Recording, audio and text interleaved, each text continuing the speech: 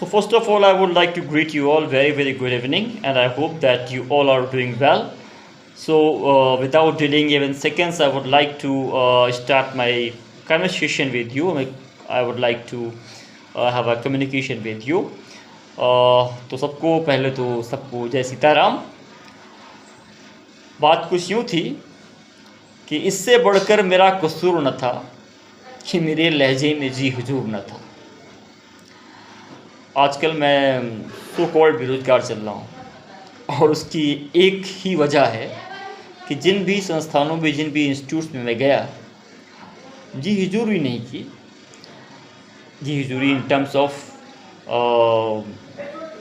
बच्चों को उनके अनुसार नंबर दे देना जो वो डिज़र्व नहीं करते हैं। और यही कारण भी है कि आज के समय में ये बेरोज़गारी, एंग्जाइटी, डिप्रेशन, लोगों का जीवन निकल जाता है प्रतिस्पर्धाओं में और अंत में पता चलता है कुछ नहीं मिला। प्रवचन देना मेरा उद्देश्य नहीं है, क्योंकि मुझे पता है कि मैं जिन सुधी लोगों से बात कर रहा हूँ वो स्वयं उतने प्रबुद्ध हैं।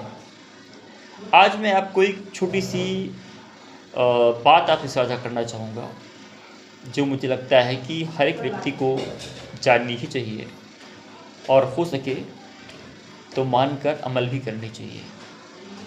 देखिए क्या है कि जब बात इंग्लिश की होती है तो भले से ये आंग्ल भाषा है, पर ये विजेताओं की भाषा है।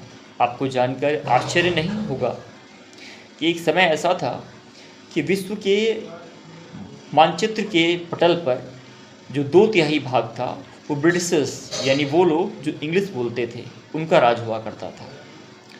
तो आप समझ सकते हैं कि English is a global language.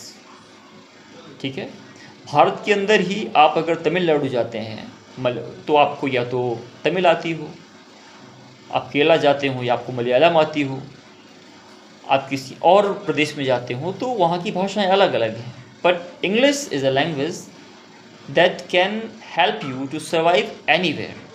जैसे एग्जाम्पल मैं आपको देता हूँ, और एग्जाम्पल मैं कुछ ऐसा दूंगा कि कुछ आपको मिले भी। 2 वर्ड्स हैं, एक है वेट और एक है सॉगी। वेट का मतलब क्या होता है? भीगा हुआ, है ना? भीगा हुआ मतलब जिस पे पानी पड़ा हुआ है। और सॉगी का मतलब क्या होता है? SOAGY, soggy.